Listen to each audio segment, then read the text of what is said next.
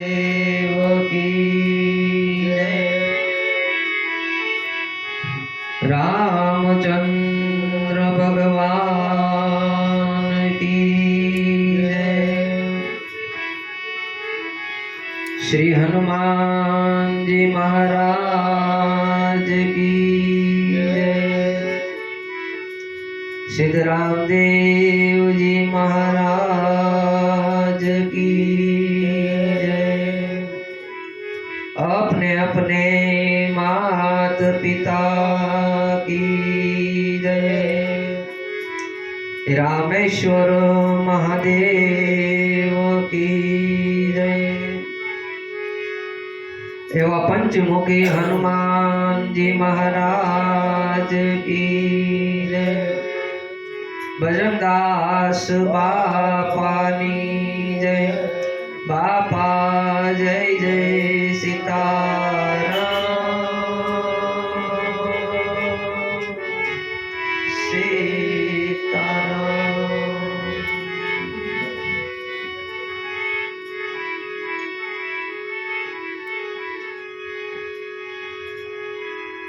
आइए हनुमंत बिराजिए।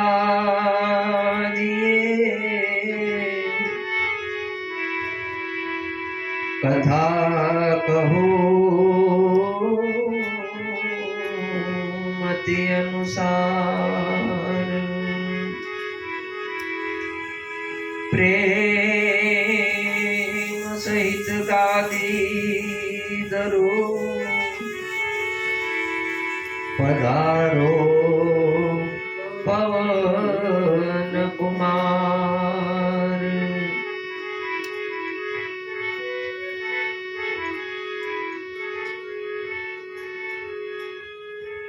लोकाभिरामं रणरंगधीरं।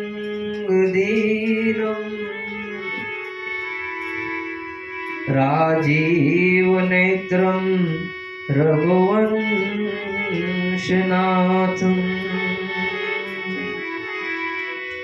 कारुण्यरूपं करुणाकरन्तं।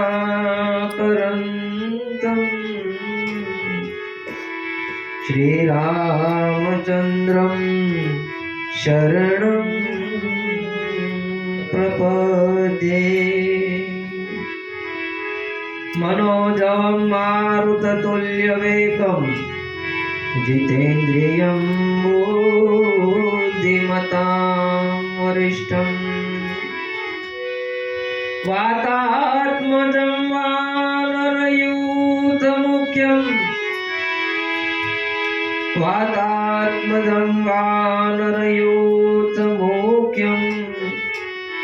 श्रीरामदूतं शरणं प्रपद्ये। बोलिए रामचंद्र भगवान की जय। गई काले આપણે સત્સંગની શરૂઆત હનુમાનજી મહારાજના ગુણગાનથી કરી હતી, પણ હનુમાનજી મહારાજ વિશે આપણે લેતા પહેલા આપણે ગુરુનો મહિમા જોયો.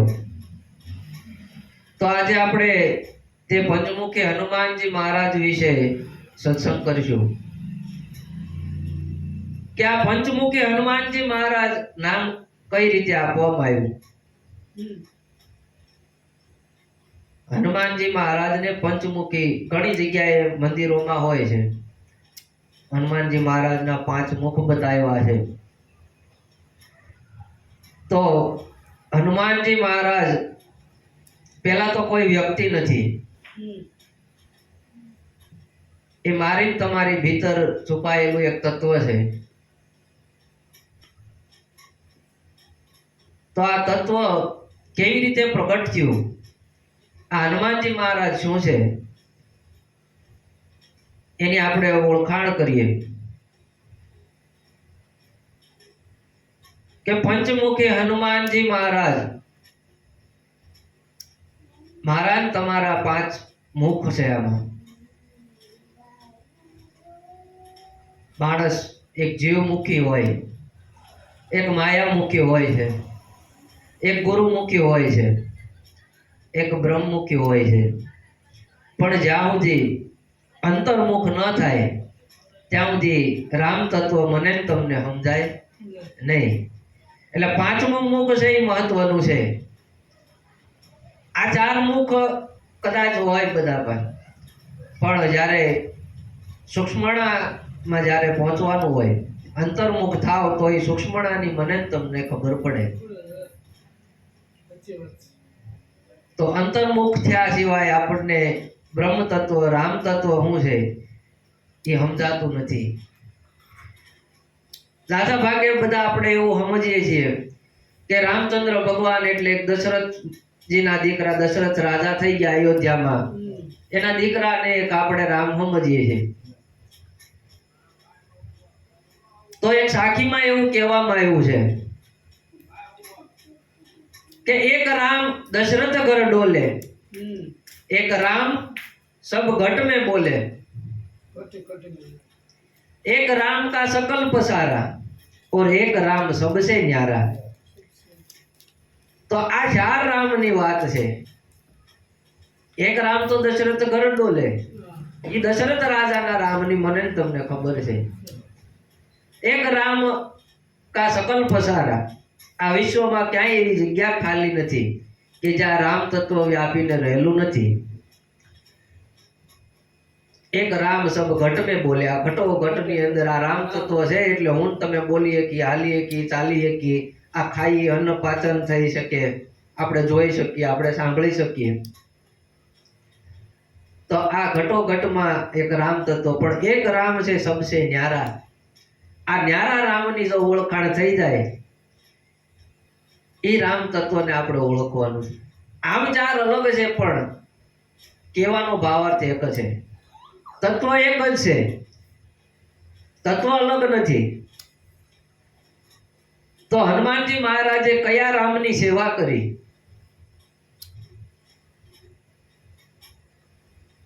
દશરથ રાજાના રામની સેવા કરી, એ તો ઇતિહાસ છે.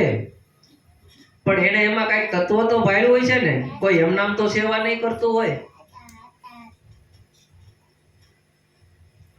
તો આ પંચમુખી હનુમાનજી મહારાજ ની આપણે વાત કરી કે એક જીવમુખી હોય, એક માયામુખી હોય, એક ગુરુમુખી હોય, એક બ્રહ્મમુખી હોય. અંતર્મુખી થવાની જરૂર છે. તો આ હનુમાનજી મહારાજના 5 મુખ થાય. આ એક એક મુખની જો આપણે વાત કરવા જાય ને તો હું એમ કહું આખો દિવસ એક એક મુખના સત્સંગમાં વયો જાય. કે ગુરુમુખી કોને કેવો, આ બ્રહ્મમુખી કેવો હોય, એ ગુણ જ્યાં સુધી મારા ને તમારામાં ન આવે ત્યાં સુધી આપણે પંચમુખી ન થાય.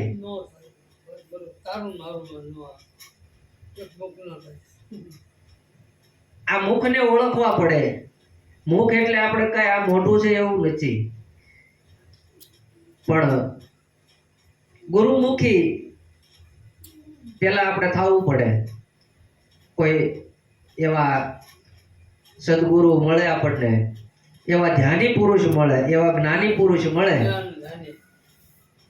જ્ઞાની કરતા તે ધ્યાની શ્રેષ્ઠ કીધા છે. જે ધ્યાની પુરુષ છે એ શ્રેષ્ઠ છે. જ્ઞાન તો બધા પાસે કદાચ મળી જાય, પણ જે ધ્યાની પુરુષની ઓળખાણ કરવી અઘરી છે. ધ્યાની પુરુષ મારી તમારી વચ્ચે વાત કરતા હોય ને, આપણી હારે બોલતા હોય ને, તો એનું જે સુરતા છે એ સુરતા નામમાં જ હોય નહીં. આપણને એમ થાય કે આપણી હારે વાતચીત કરે છે, પણ એ ખરેખર એ દેહ કરીને કદાચ આપણી હારે વાત કરતા હોય, પણ એની સુરતા આપણી પાસે ન હોય. તો આ ગુરુમુખીના લક્ષણ છે આવા, કે ગુરુમુખી આ સંસારમાં વિચારતા હોય, સંસારના વ્યવહાર કાર્ય કરતા હોય. આપણને એમ થાય કામ ધંધે થાય છે, ઘરે સંભાળે છે, અને આવડા ભજન કરે. તો ભજન છે એ ગુપ્ત વસ્તુ છે. ભજન જાહેર કરવાનું નથી. મહાપુરુષો ને જો તમારે ઓળખવા હોય ને તો એક સીધી સાદી રીતે હું તમને કહું કે મહાપુરુષોને ઓળખવા હોય તો મહાપુરુષો છે ને એ પોતાનો પ્રભાવ છુપાવે અને સ્વભાવ જાહેર કરે. એ તમારી આગળ ગાંડા જેવું વર્તન કરે, તમને ઘડીકમાં હું કહેવાનું ઈ કહી દે. અહીંયા આપણે જાળિયા છે, ખોડિયાર મંદિર જાય, જ્યાં મનનદાસ બાપા ગોદડિયા એ મારા ગુરુના ગુરુ છે, પણ ત્યાં જે કોઈ જાતા દર્શન કરવાનું, જો બાપાને એમ થયું હોય તો એ ઓલો ધોકો રાખતા અને ધોકો મારતા, અને જેને વાગ્યો ધોકો એ બધા ન્યાલ થઈ ગયા છે અત્યારે. આ બધા ધ્યાની પુરુષો હતા, એને એનું ભજનમાં જ એનો રસ હોય. માણસો આ બધા જંગલમાં હું કામ વયા જાય કે આ બધી આ સંસાર છે ને એને પછી મૂકે નહીં.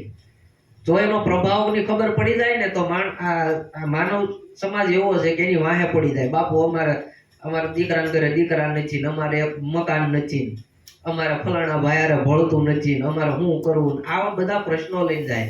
પણ મહાપુરુષો સંતો પાસે આવા પ્રશ્ન કોઈ દિવસ લઈ ન જવાય. આપણા લૌકિક પ્રશ્ન ક્યારેય ન લઈ જવાય. અને સંતોની એક એક ક્ષણ કિંમતી હોય છે.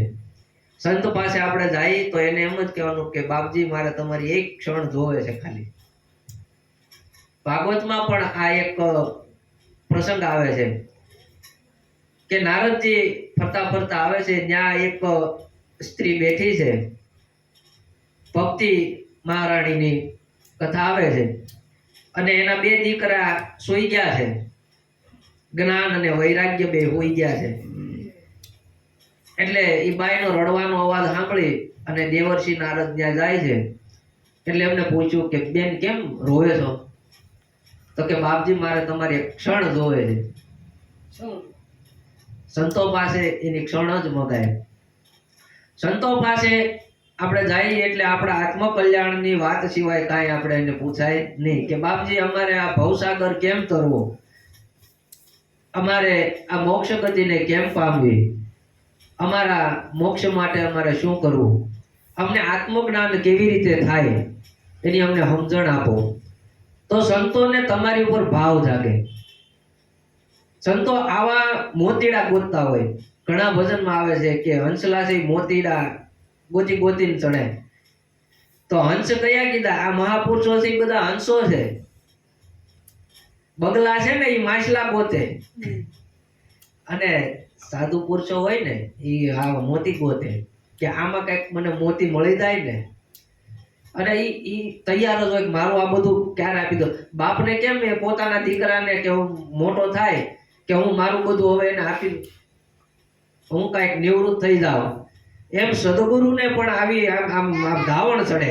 માતાને કેમ ધાવણ ચડે, એમ સદગુરુને એ ધાવણ ચડે કે હું મારા શિષ્યને બધું પાઈ દઉં. પણ એવો એને લાયક શિષ્ય મળે તો પાય, લાયકાત વગર કાંઈ મળતું નથી. આપણે એમ કહીએ કે ફલાણા ભાઈ ગાદીપતિ થઈ જાય, આમ થઈ જાય, પણ આપણી લાયકાત નથી ને એટલે આપણને કાંઈ મળતું નથી. જો લાયકાત કેળવી ને તો પરમાત્માને દોડીને આવવું પડે. સબરીબાઈ કયા વેદ પુરાણ ભણવા ગયા હતા? સબરીબાઈએ કઈ પૂજા કરી હતી? સબરીબાઈ કયા તીર્થ ધામમાં ગયા હતા? ક્યાંય નથી ગયા. કે વળ એના ગુરુના વચન ઉપર એને ભરોસો રાખ્યો હતો. એના ગુરુએ એટલું જ કીધું હતું માતંગ ઋષિએ કે તારે ઘરે ભગવાન આવશે. તો ભગવાનને એને ઘરે આવવું પડ્યું. મારી તમારી કરણી એવી હોવી જોઈએ કે આપણે દોડા દોડ નથી કરવાની, આપણે ઘરે ભગવાનને દોડીને આવવું પડે. નરસિંહ મહેતાના 52 કામ કર્યા, દોડતા કરી દીધા. આપણને નરસિંહ મહેતાને તમે આમ ચિત્ર જોવો તમને એમ થાય કે બાપડો જેવો બેઠો છે, એમ આમ એનું તમે દ્રશ્ય જોવો ને તો તમને એમ થાય કે આમ ગરીબડો છે ને આમ બાપડો બેઠો છે. હોશિયારમાં હોશિયારી હતો. ભગવાનને દોડતો કરી દે એટલે જેલમાં બોલાવી લીધા. દીકરીના મામેરા એની પાસે પુરાવી લીધા. એને માગ્યું નથી. ભગવાનને દેવા આવવું પડ્યું છે કે આ કાંઈ નહીં કરે તો મારે આનું પૂરું પડવું પડશે. એના પિતાનું શ્રાદ્ધ કરીને વયા ગયા ભગવાન, તો એને ખબર નથી રહી. તો એની કરણી કેવી છે, એની ભક્તિ કેવી છે, એમ આપણી ભક્તિ છે ને એ માંગણી વાળી છે. મારી ને તમારી ભક્તિ માંગણી વાળી છે કે હું ભગવાનની ભક્તિ કરું તો અમારા ઘરે બંગલા થાય, કે અમારા ઘરે સારું થઈ જાય, કે અમારા દીકરાને નોકરી મળી જાય. આપણી ભક્તિ આવી છે. મારી ને તમારી ભક્તિ જ્યારે દ્રઢ થાય તો પરમાત્માને એવું નથી કહેતા ભગવાન કે તમે જંગલમાં વયા જાઓ ને તપ કરો તો જ હું મળું, કે તમે ઊંધે લટકાવો તો જ મળું, તમે દાઢીઓ વધારો ને મૂછો વધારો ને લાંબી જટાઓ વધારો કે ભગવા પહેરી લો, નહીં. પરમાત્મા તો તમને હર હાલમાં તમને રાખવા તૈયાર જ છે, તમારી પાસે આવવા તૈયાર છે. પણ આપણે એની આગળ ડગલું માંડીએ તો એ આપણી સામો આવે. આપણે જ ડગલું નથી માંડતા એટલે પરમાત્મા આપણી પાસે આવતા નથી. તો મારી ને તમારી વચ્ચે ભગવાન ખાલી 2 આંગળો જ આખા છે. એક પડદો છે, 2 આંગળનો જ પડદો છે.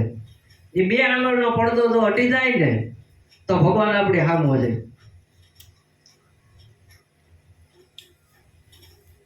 કૃષ્ણ ભગવાન ને યશોદામાં છે એ ખાંડણીએ બાંધે છે. આવો પ્રસંગ આવે છે, બધાને ખબર છે કે ખાંડણી આમ બાંધે ને એટલે દોરડું 2 આંગળ ટૂંકું પડે. વળી પાછો બીજો દોરડાનો કટકો લઈને ગાંઠ મારે, વળી પાછો આમ કરીને આમ બાંધે, પાછું 2 આંગળ ટૂંકું પડે. વળી પાછો ત્રીજો કટકો બાંધે, દોરડા લાવીને બાંધે પણ 2 આંગળ ટૂંકું પડે. તો એવું કદાચ દોરડું ટૂંકું થઈ જતું હોય છે. આ એક અધ્યાત્મની વાત છે. મને તમને સમજાવવા માંગે છે કૃષ્ણ પરમાત્મા. એટલે માતાજી પછી થાકી ગયા, ઘણા દોરડા બાંધ્યા, પછી તો એકવાર થાકે તો ખરી ને. એટલે માતાજી કે હે કાનુડા તું કેમ નથી બંધાતો? જ્યારે શરણાગતિ લીધી ને ત્યારે પરમાત્મા બંધાણા છે. એમ હું તમે જ્યાં સુધી શરણાગતિ નહીં લઈ ત્યાં સુધી પરમાત્મા આપણી હારે નહીં બંધાય. આપણે એને બાંધવા આવ્યા કે તું અમારું આ કામ કર, તું અમારું આ કામ કર, અમારા ફલાણી માનતા છે દી પૂરી કર, અમારું આ કર. એટલે પરમાત્મા બંધાતો નથી. શરણાગતિ એટલે કે બધું એની ઉપર છોડી દેવું. તું માર તોય ભલે ને રાખ તોય ભલે, તારે રૂપિયા દેવા હોય તોય ભલે, બંગલા દેવા હોય તોય ભલે, ઝૂંપડીમાં રાખ તોય ભલે, ખાવા દે તોય ભલે, ન દે તોય ભલે. આવી પૂરેપૂરી શરણાગતિ આવી જાય તો પરમાત્મા આપણી હારે બંધાય. તો આ 2 આંગળ ટૂંકું પડે. એટલે માતાજીએ કીધું કે આ 2 આંગળ કેમ ટૂંકું પડે છે? એટલે કૃષ્ણ ભગવાને કીધું કે માં હું બંધાવ ખરી, પણ આ 2 વસ્તુથી આગળ રહેવું. એક અહમતા અને એક મમતા. અહમતા અને મમતા જો આપણામાંથી હોય જાય તો પરમાત્મા આપણાથી આપો જ નથી. આ 2 આંગળનો પડદો છે. એક મારી તમારી અંદર જો એક અહમતા હોય જાય અને એક આ સંસારની જે કાંઈ મમતા છે આપણી, એ મમતા છૂટી જાય એટલે પરમાત્મા તમે જ્યાં નજર કરો ત્યાં છે. પ્રહલાદને હિરણ્યકશ્યપુએ કીધું કે બોલ તારો ભગવાન ક્યાં છે? તો કે પિતાજી અહીંયા છે. તો કે અહીંયા? તો કે ન્યાય છે. તો કે મારામાં? તો કે તમારામાં મને દેખાય છે. પછી છેલ્લે કીધું કે થાંભલામાં? તો કે થાંભલામાં છે. એને તો ભરોસે કહી દીધું કે તો થાંભલામાં પરમાત્મા છે. અને જેવો થાંભલા ઉપર પ્રહાર કર્યો હિરણ્યકશ્યપુએ, ભગવાનને ન્યાથી પ્રગટ થવું પડ્યું. કારણ કે ભરોસાને લીધે આવવું પડ્યું પરમાત્માને, ન્યાયને પ્રગટ થવું પડ્યું. તો આવો ભરોસો આપણને પરમાત્મા ઉપર હોવો જોઈએ કે જે કાંઈ કરે છે એ મારા સારા માટે જ કરે છે. તો વાત હતી આપણે હનુમાનજી મહારાજની કે હનુમાનજી મહારાજ શું તત્વ છે. હનુમાનજી મહારાજ વાનર રૂપે હતા. તો આ વાનર શું છે કે મારું ને તમારું મન છે ને વાંદરા જેવું છે, ઘડીક અહીંયા કૂદે ઘડીક અહીંયા કૂદે. આપણે બેઠા બેઠા આપણા મનમાં વિચાર જ હાલતા હોય. ઘડીક આપણે આપણા ઘરના વિચાર કરતા હોય, ઘડીક ઓફિસના વિચાર કરતા હોય, ઘડીક અહીંયા વિચાર કરતા હોય. કૂદીને મન અહીંયા પોગે, કૂદીને મન અહીંયા પોગે. આ વાનર છે, વાનર. આ નર, આ વાનર છે. આપણે પૂછડું જ નથી એટલું જ તે.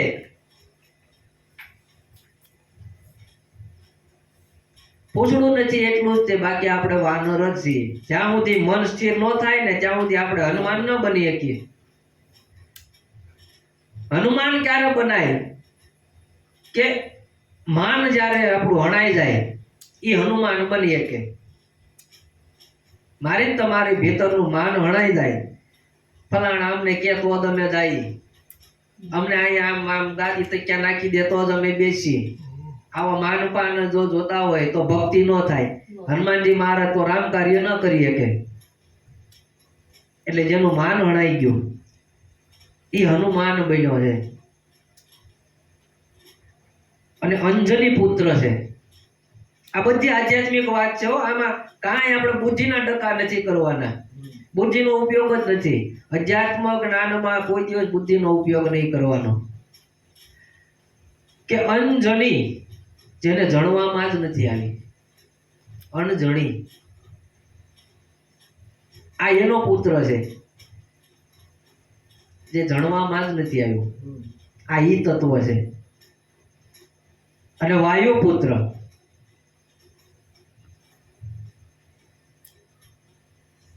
પવનદેવ એના પિતા છે. અહીંથી તમારે બેઠા બેઠા અમેરિકાની વિચાર કરવો હોય તો ફટ લઈને વયું જાય, વાયુ વેગે વયું જાય મન. તો આ વાયુ પુત્ર છે. પણ હનુમાનજી મહારાજ નાના હતા ત્યારે બહુ તોફાન બહુ કરતા. સાધુ સંતોને પરેશાન કરતા. એટલે ખબર નહોતી. જ્યાં સુધી આ મનને ખબર નથી ને ત્યાં સુધી મન ફાવે એવા ગમે ત્યાં ગમે એને હેરાન પરેશાન કરે, ગમે એવા ઈ ધંધા કરે. પણ આ મનને જ્યાં સુધી કોઈ સાચો માર્ગ દેખાડનાર ન મળે. એક સાધુ તપસ્યા કરતા હતા અને એને એના તપસ્યામાં ભંગ પાડ્યો અને પછી એના શ્રાપ આપ્યો કે હે હનુમાન, તારી આ બધી શક્તિ તો ભૂલી જાય. જ્યાં સુધી તને કોઈ યાદ નહીં અપાવે ને ત્યાં સુધી તને કાંઈ યાદ નહીં રહે, ત્યાં સુધી તને યાદ નહીં આવે. આવો એક પ્રસંગ છે. તો ત્યારથી હનુમાનજી મહારાજ બધું ભૂલી જાય છે. અને એ પ્રસંગ આવે છે જ્યારે સીતાજીની શોધ કરવા જવાનું હોય ત્યારે જાંબુવનજી એને યાદ કરાવે છે કે તમે આવા પરાક્રમી છો, તમારામાં આ શક્તિ છે, તમને આ શ્રાપ મળવાથી તમે આ ભૂલી ગયા છો. એમ હું તમે ભૂલી ગયા છીએ કે આપણે ક્યાંથી આવ્યા હતા, આપણે શું કર્યું છે, આપણે શું કરવાનું છે. આવી આપણી ભીતરની જે શક્તિ જગાડનાર કોઈ સદગુરુ સંત ન મળે ને ત્યાં સુધી આ શક્તિ જાગે નહીં. આ હનુમાન ઊભો ન થાય. મારી તમારી ભીતરનો હનુમાન ઊભો કરવાનો છે અને પછી જ રામ કાર્ય થાય. તો આ અંજની કે જેને જણવામાં જ નથી આવ્યું, આ નામ એ રીતે જ રાખવામાં આવ્યા છે. તમે રામાયણના હરેક પાત્ર કે તમે મહાભારતના કે ભાગવતમાં ગમે એ પાત્રના નામ છે ને એ કાંઈક કાંઈક કહેવા માંગે છે. દશરથ રાજાનું નામ છે તો દશરથ રાજા જ કેમ નામ રાખ્યું કે મારો તમારો દેહ છે ને આ 10 ઇન્દ્રિયોનો દેહ. આને રથ પણ કીધો છે, ભાગવતમાં આવે છે. આ દેહને રથ કીધો છે. આ 10 ઇન્દ્રિયોનો રથ આ દશરથ છે. અને આની 3 રાણી છે. કઈ સુમિત્રા અને કૌશલ્યા. એ મારી તમારી 3 ધારા છે. એક બાહિર્મુખ ધારા, એક અંતર્મુખ ધારા અને એક સૂક્ષ્મણાની ધારા હાલે છે. બાહિર્મુખ જે ધારા છે એ કઈ છે? અંતર્મુખ ધારા છે એ સુમિત્રાજી છે અને જે સૂક્ષ્મણાની જે ધારા છે એ માં કૌશલ્યા છે. અને એ ધારામાં જો વયો જાય તો એની અંદરથી રામ તત્વ પ્રગટ થાય, ત્યાં રામનો જન્મ થાય. તો આ ક્યાંય આઘું જ નથી. નામ અયોધ્યા રાખવામાં આવ્યું છે. અયોધ્યાનો અર્થ થાય છે જ્યાં યુદ્ધને સ્થાન જ નથી. અયોધ્યા, જ્યાં યુદ્ધને સ્થાન. મારા ને તમારા માનસની અંદર આ યુદ્ધ બંધ થઈ જાય ને, મારું તારું આ તે, મારે આમ કરવું છે ને આમ કરવું છે, અહીંથી અહીં લેવું છે ને અહીંથી આ કમાવું છે ને અહીંથી આમ કરવું છે, આ યુદ્ધ જ્યારે બંધ થઈ જાય એટલે અયોધ્યા અહીંયા જ છે, અહીંયા અયોધ્યા સ્થાપિત થઈ જાય. પછી ભલે આપણે કદાચ આ અયોધ્યામાં રામચંદ્ર ભગવાનની પાછળ બધા મોટી રેલીઓ કાઢ્યા, રામ રાજ્ય લાયેંગે, અયોધ્યા લાયેંગે, પણ અયોધ્યા એમ રામ રાજ્ય આવે? રામ રાજ્ય લાવવું હોય તો રામ જેવા કાર્ય કરવા પડે. કઈ નારા લગાડવાથી એકલું રામ રાજ્ય ન આવે. કઈક આપણે સરકારી કામ કરાવવા જવું હોય તો એમ કે ગુલાબી નોટ આવવા દો તો કામ થાય, રામ રાજ્ય આવે? એમ નો આવે. એમ રામ રાજ્ય લાવવું હોય તો રામ જેવા કાર્ય કરવા પડે, તો જ રામ રાજ્ય થાય. કોઈ એમ કે અત્યારે કળયુગ છે, પણ જેની ભીતર જે આ નિજ તત્વનો ઉદય થઈ ગયો છે એની માટે સતયુગ તો છે જ અત્યારે હાજર. સતયુગ એટલે પેલાના માણસો ધ્યાની હતા, કોઈ કોઈનું ખોટું ન કરતા, કોઈ કોઈનું ખરાબ ન કરતા, બધા પ્રેમ ભાવથી રહેતા. તો એ સતયુગ છે. ત્યારે 100% માણસો વ્યવસ્થિત હતા. પછી આવ્યો ત્રેતા. ત્રેતા એટલે ત્રીજો ભાગ થઈ ગયો. આ 4 યુગમાંથી ત્રીજો ભાગ થઈ ગયો એટલે ત્રેતા નામ પડ્યું. કે 75% માણસો સતને માર્ગે હાલવા વાળા હતા અને 25% પછી થોડા થોડા બગડવા લાગ્યા એટલે ત્રેતા યુગ થઈ ગયો. પછી દ્વાપર આવ્યો એટલે 50-50 થઈ ગયું.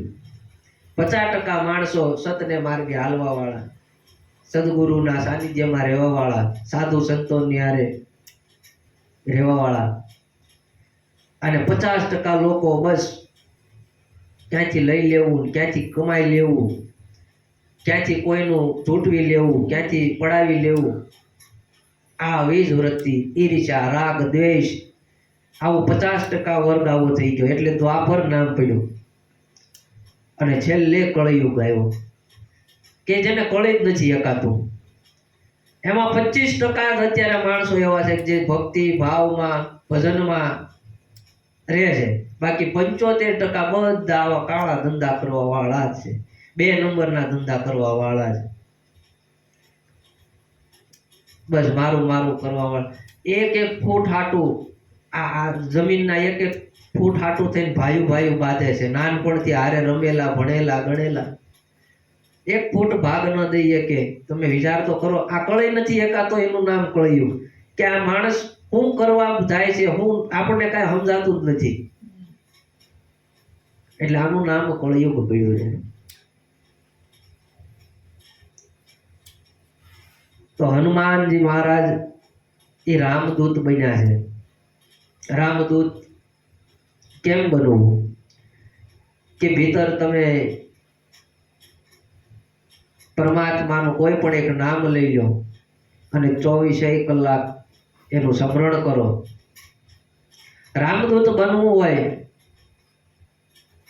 તો મનથી કે કર્મથી કે વાચાથી કોઈનું ખરાબ ઈચ્છવું નહીં. 3 પ્રકારે કર્મ થાય: મનસા, વાચા, કર્મણા. આપણે મનથી પણ કર્મ કરીએ છીએ. મનથી આપણે વિચાર કરીએ ફલાણા ભાઈનું આમ થઈ જાય, ફલાણા ભાઈનું આમ થઈ જાય, તો એ કર્મ જ છે.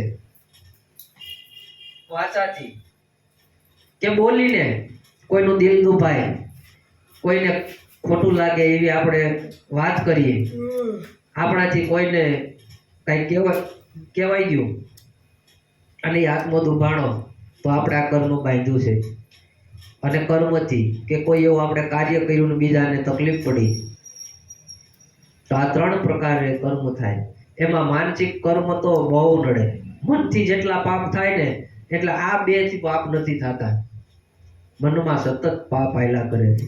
એટલે સંતો એમ કહે છે કે તમે સમરણ ચાલુ રાખો. સમરણ ચાલુ હોય તો પછી પાપ જ ક્યાં થવાનું છે? મનમાં વિચાર જ ન થવાનો કે ઓલાનું આમ કરી નાખો, ઓલાનું આમ કરું. એટલે સમરણ કરવાનું કીધું છે. તો હનુમાનજી મહારાજ આવા છે કે જેનું માન હણાઈ ગયું છે. મારી તમારી અંદર જો આવું માન પાન બધું હણાઈ જાય, જ્યાં જેવું મળે એવું ત્યાં રોડવી લેવાનું. શાક કદાચ ખારું હોય તોય ખાઈ લેવાય છે. બાપા આનું નિમક વધારે છે, ખાઈ લેવાનું. ક્યાંક લગ્ન પ્રસંગમાં ગયા હોય તો ઘણા એમાં કેટલાય તો ઓલું કાઢતા હોય, દાળ એને મોળી કરી હતી, શાકમાં કાંઈ લેવાનું નથી, પૂર્યું કાચી પાકી હતી, જે હોય ભાઈ ખાઈ લેને. અમને કંકોત્રી નહોતી દીધી, અમને ફોન કરીને કીધું તમારે નથી જવું. એટલે ભાઈ એના ઘરે પ્રસંગ છે, માણસના ઘરે પ્રસંગ હોય તો કદાચ અત્યારે સમય પ્રમાણે એને કીધું તો આપણે આપણું ફરજ પ્રમાણે પોગી જવાય. તો આવું માન હણાવી જાય તો આપણે હનુમાન આપણી ભીતર પ્રગટ થાય એમ છે. અને રામ કાર્ય આપણે કરવાના છે. મારે જ તમારે પરમાત્માનું નામ લેતા લેતા જે કઈ આપણીથી સત્કર્મ થાય એ કરવાના. એવા વિચાર કરવાના કે મારા લીધે હું કોનું સારું કરી શકું, હું એવું કયું કાર્ય કરું કે લોકોનું ભલું થાય, લોકોની અંદર ભક્તિ જાગે, લોકોની અંદર પ્રેમ જાગે, લોકોની અંદર ભાવ જાગે. તો આવું જે કાર્ય છે એ જ રામ કાર્ય છે. રામનું કાર્ય બીજું કાંઈ નથી.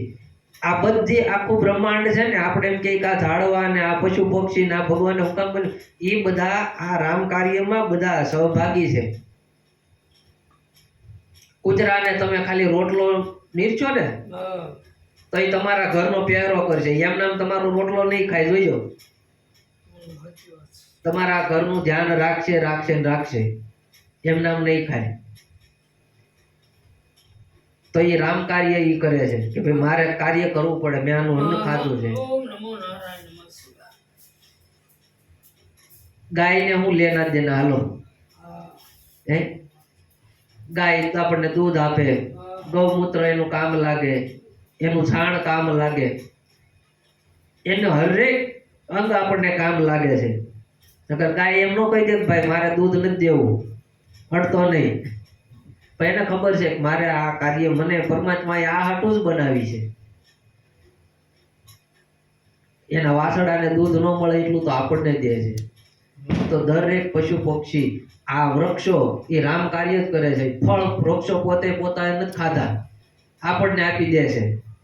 એમ આપણે જે આપણા ફળ પાક્યા છે ને એ આપણા દેશ માટે સમર્પિત કરવાના છે. આ લોક કલ્યાણ માટે આપણે સમર્પણ કરવાના છે. અત્યારે માણસને એવો ક્રેઝ આવ્યો છે કે મારા છોકરાને ભણાવવું, એ લંડનમાં નોકરી કરે, એ અમેરિકા નોકરી કરે, પૈસા બનાવે, આવું બધું આવ્યું છે. પણ સમાજ માટે શું કરે? ડોક્ટર બનાવો તમારા દીકરાને, એમાં ના નથી, પણ લોકોની સેવા કરે એવો ડોક્ટર બનાવો. 1000 રૂપિયા ફી થઈ ગઈ, અને પાછો ઓલા દર્દીને તો સારું ન થાય. એ 4 વાર ધક્કો ખાય ને તો એ પાછો એમ કે હજી રિપોર્ટ કરાવવા પડશે, આમ કરવું પડશે. તો ત્યાં પાછા એના કમિશન હોય, મેડિકલમાં એના કમિશન હોય. તો એ તમે રામ કાર્ય નથી કરતા. વકીલો હોય, તમારા દીકરાનો વકીલ બનાવો, પણ સત્યની માટે લડે ને એવો વકીલ બનાવજો કે જે નકર તો એવા ખોટા માણસોને બચાવી લે છે. વકીલો અત્યારે એવી દલીલ કરીને બચાવી લે એવાય છે. તો તમે રામ કાર્ય નથી કરતા. એટલે દરેક નોકરિયાત બધાની જરૂર છે, પણ બધાએ રામ કાર્ય કરવાનું છે, સતને માર્ગે વળવાનું છે. તો આપણી ભીતર હનુમાનજી તત્વ પ્રગટ કરવાનું છે આવી રીતે. પણ ક્યારે જ્યારે કોઈ સદગુરુનું સાનિધ્ય લઈ એવા સાચા સંતો આપણને ભેગા થાય, એનો ભેટો થાય. સંતોને ગોતવા નથી ગુરુ કોઈથી ગોતવાના નહીં. આપણે લાયક બનીએ ને એટલે ગુરુ ગોતતા આવે આપણી પાસે. આવું મહાપુરુષોએ કીધું છે. તો એવા સદગુરુના ચરણમાં વંદન કરી આજના સત્સંગને આપણે અહીંયા વિરામ આપશું. બોલે સદગુરુ દેવ કી જય. ગોદડિયા બાપાની જય. બાપા જય જય સીતારામ.